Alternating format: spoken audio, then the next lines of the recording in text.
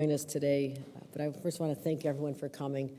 This is an extraordinary day for a variety of reasons, and I first want to address an issue which is deeply, deeply disturbing, and that we have to talk about the leak, the so-called leak of the Supreme Court opinion from last night. Absolutely horrified by what the majority of the Supreme Court of the United States of America plans to do to women's rights in this country. And as a woman, this is personal. This is something that we have fought against for my entire life. In fact, this is a battle my mother's generation. It's a battle for my generation, my daughter's generation, and it seems like even my 3-day-old grandchild, Sophia's generation, will have to be fighting this same fight, something that we had thought we had put to bed a long time ago. And I refuse to go backwards. I refuse to go backwards, and that's exactly the specter of what we're looking at when it comes to our fight for abortion rights.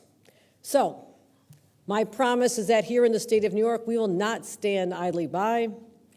Anyone who needs care, we welcome you with open arms. And remember that we legalized abortion here in the state of New York 3 years before Roe v. Wade. We were there for women in need at the time, and we'll be there for them now. Because we believe that access to reproductive health is a human right, and my administration will do whatever it can to protect that right. Back in 2019, I was proud to preside over the Senate when we passed the Reproductive Health Act.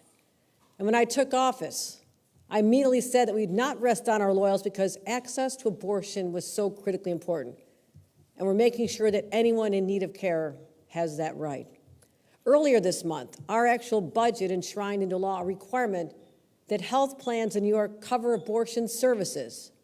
And we're working proactively now in anticipation of whatever happens at the Supreme Court.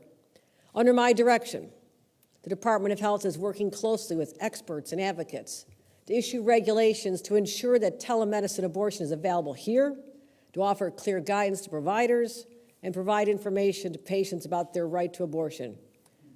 Let me be clear. We're not playing defense. We're playing offense. So my message to women all across this country is that New York, this state of New York, will always be there for anyone who needs reproductive health care, including an abortion. And my message to those who will deny this fundamental right, basic right, you don't want to mess with us. You don't want to mess with the state of New York. And I assure you, this is a fight that you will not win. So, this is not how I wanted to begin this press conference, because this is an exciting day, but the news was so compelling it was impossible to ignore and impossible to be silent. We will not be silent here in the state of New York. It is not our nature. But this is an exciting day, a culmination of a challenging, difficult couple of weeks, not just for me, but for New York. And I deeply believe that the people of the state of New York deserve to have absolute confidence in their elected officials. And for that to happen, they must have full faith in those serving in the highest levels of state government, adhering to the highest ethical standards. When I was sworn into office just a few months ago, I made a promise to New Yorkers that I would restore their trust in government. And I have every intention of making good on that promise.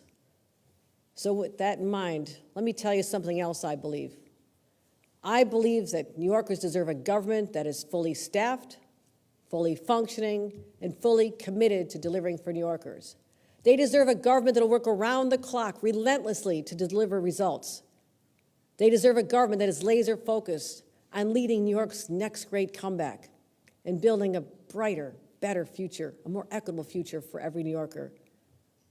To do that, I need someone by my side who I can rely on for wisdom, guidance, and advice. And that person must be willing to put New Yorkers first and place a high priority on delivering results rather than playing partisan politics. They must believe in hard work, be a team player, and treat everyone with respect. And most important, they must be someone that New Yorkers trust and have absolute confidence in. So today, I'm really proud to say I found that person. Today I'm announcing my nominee, my selection, for the new Lieutenant Governor of the state of New York, Congressman Antonio Delgado.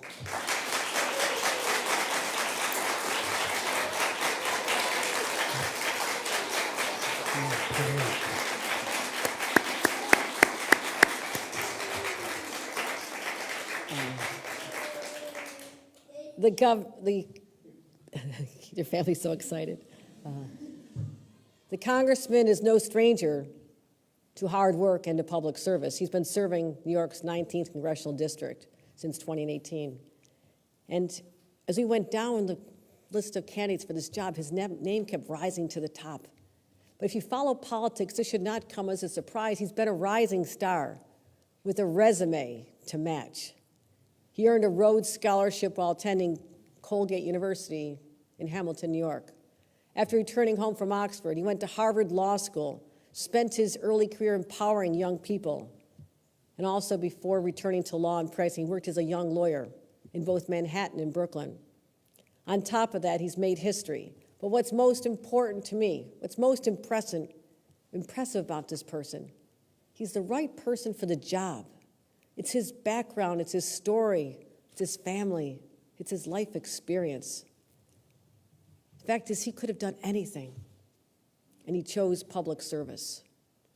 In my opinion, you've heard me say this over and over, there's nothing more noble, nothing more sacred than the bond that's created between an individual who runs for office and they put their trust in you on election day, and that must never be severed. I know that he'll work for every New Yorker, upstate and downstate, because he is a New Yorker through and through. He grew up in Schenectady, lives in Rhinebeck, spent time in New York City, and I know that he'll fight for working families because he has a beautiful one of his own. With Lacey, his bride, his twin sons, Maxwell and Coltrane. There you go, gentlemen, you've been called out. He understands the heavy burden that falls on working parents. And it's so critical to build a better future for our children. And he'll do so by ensuring access to health care, child care, and high-quality education. He's also seen the transformative power of statewide economic growth firsthand. His parents worked at General Electric in Schenectady. Proud work. A lot of people work there, and it has an incredible story. He's watched the type of jobs that provided a path to the middle class disappear, like many communities, like the community I came from, those good-paying middle-class jobs that were there one day and they were gone. And it affected not just communities, but the psychology of your region, the psychology because you just don't know what the future's going to bring. You give up hope. I know this. So I know he'll do whatever it takes to bring those communities back. And so others have the same opportunities that he did. I know he'll fight tooth and nail for those things and for all New Yorkers, just like he's been doing in Congress, pushing for quality, affordable health care, supporting the small businesses, something that's deeply personal to both of us, and working hard to bring jobs to his district. Making sure that our veterans get more than just recognition and a thank you for your service. They have to have the resources to continue and have the support they need, whether it's housing or education or jobs. And he's working hard already to ensure that every single community comes back from that pandemic. And he was supportive of the rescue plan. His bill had direct support for communities, which delivered over $130 billion in aid for local government. He gets it. He knows where the power truly lies. Antonio's someone who's been in the public arena for all the right reasons. He doesn't just talk, he gets results. But that's not all. He shares my commitment to transparency and accountability. He opened 5 offices in his district. He formed constituent-led committees to ensure that he was aligned with their priorities. He's out there all the time. I think Lacey could probably verify that. He's out there all the time. And I thank you for your family's sacrifice. But finally, we share the common belief that the only reason we should be in these jobs or pursue public service is to get things done. Nothing is more important, not the partisan politics. He's been working across the aisle. He gets things done. He's first in many, many recognitions. And I want to say, this is an exciting day for the future of New York. because Antonio Delgado is the right person for this job. And just a few months ago, I outlined my state's vision for this state's future. I talked about the incredible hardship we endured over these years, but I said better days are on the horizon, and that we have a new era for New York. And I said this is the beginning of New York's greatest comeback. We must embrace this moment of unlimited possibilities, create a better, fairer, more equitable version of the American dream, the dream that we call the New York dream. We have a lot of work ahead of us, my friends, but I promise not to stop working until we make that dream real. And I know I can say the same about Antonio. And I have no doubt whatsoever, that New Yorkers will be so proud to get to know their new lieutenant governor, and he'll embrace them with the same enthusiasm that I have. I'm honored to have him at my side, and with that, it is my high honor to introduce our next lieutenant governor, Congressman Antonio Delgado. Thank you. Can I hug you? Okay. He really makes me feel short, but I'll get over that. Good afternoon.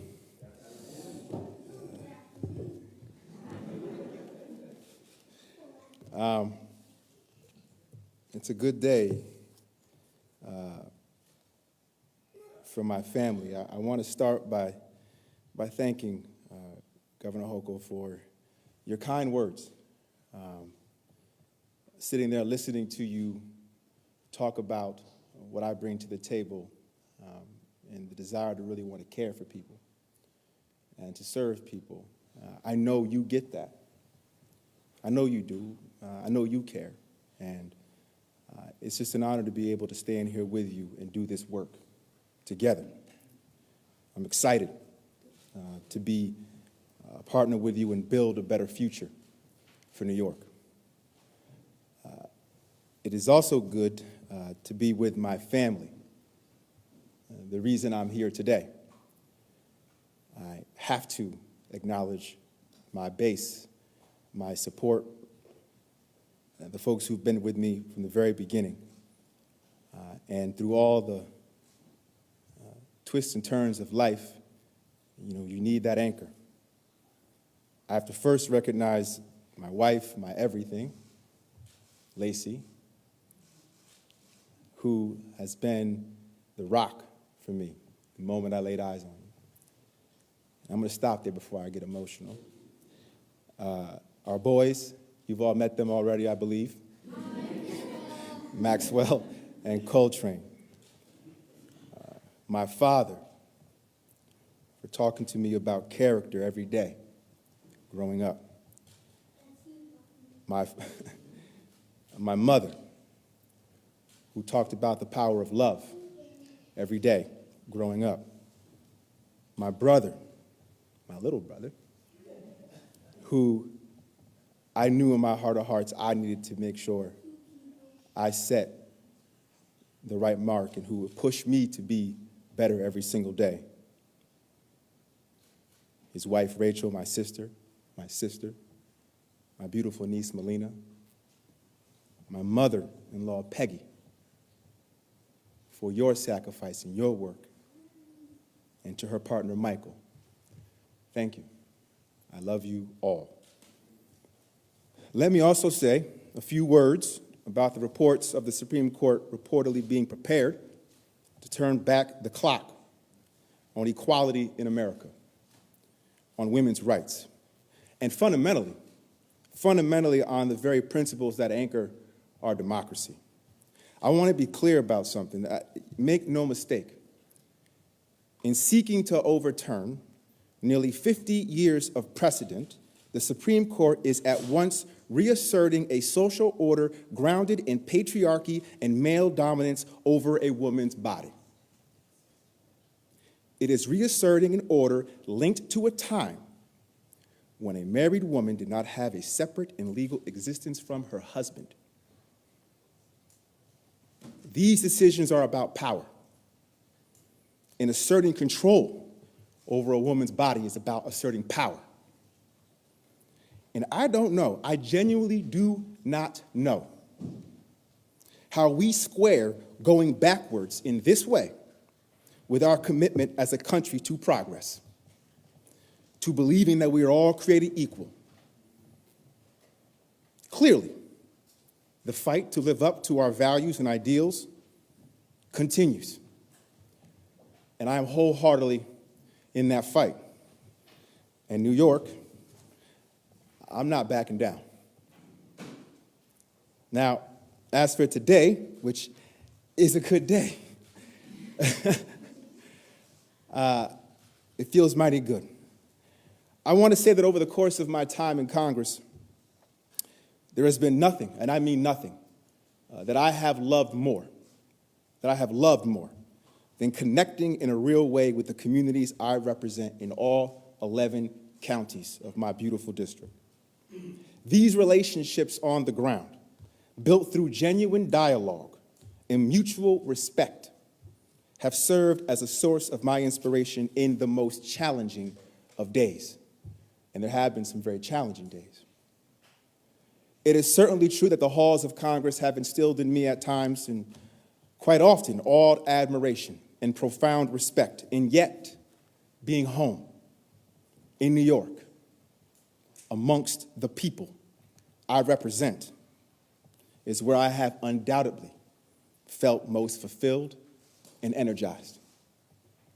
Representing this region has blessed me with so many opportunities to meet folks where they are, to listen, and to find common ground.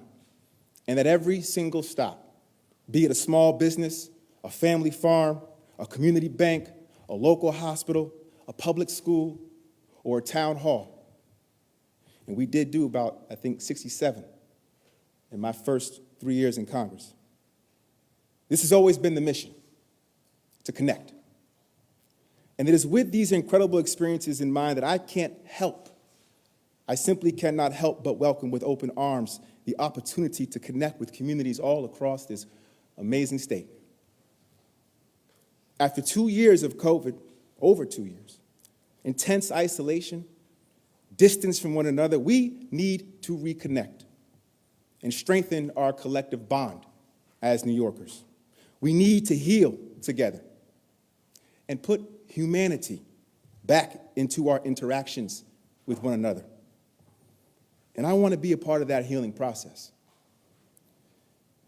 I think I understand what that process needs. It needs love. It needs compassion. It needs responsibility. It needs accountability. It needs the capacity to care. And it needs the willingness to hope. New Yorkers deserve a lieutenant governor who's working day and night to make lives better for working people and their families. Upstate, downstate, it does not matter. We all want the same thing: security, family, opportunity.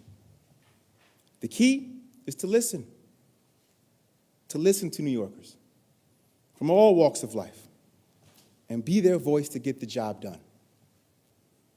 I've already begun work on infrastructure, economic development, and job creation in New York. I've led the way in making sure that local communities have economic development resources and, importantly, can decide what to do with economic development funds. I've worked on the nexus between agricultural development upstate and critical markets downstate. I will humbly continue to do this work and be very diligent as your lieutenant governor. As we embark on this journey together, I look forward to connecting with diverse communities all across New York. I look forward to building meaningful relationships, to tapping into the goodness of our collective power. Listen, I know it's been tough. It's a tough day. It really is. We've been through a lot. And it's easy to get dispirited. It is, and cynical. But I also know what we've overcome. And none of us have to do this alone. None of us. I also know it's important for us to remember that democracy is a moral endeavor. We have to believe in it. We have to have faith in democracy. At the heart of democracy is the recognition that there is equal dignity in each of us by virtue of our shared humanity. A humanity gifted to us all by a higher power. And this equality, and this is the beautiful part about this system, this equality is expressed through a concept: one person, one vote. The power to right the wrongs of our society ought to lie equally in all of us. And only when it does can our society be truly free and just. Democracy does not happen on its own. The people have to hold leaders accountable, and leaders have to want to be accountable. That is the work. We must do everything in our power to make sure that we keep democracy close to the will of the people. That's how we restore people's faith in the integrity of this system. I believe we can work together. I know it. We can grow together, and we can thrive together. And I just want to close by once again thanking Governor Hochul for her service to the state of New York, for giving me this opportunity. I truly appreciate it. And I am beyond excited.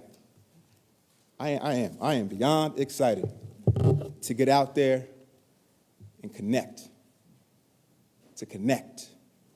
with the people of New York. Thank you, and God bless.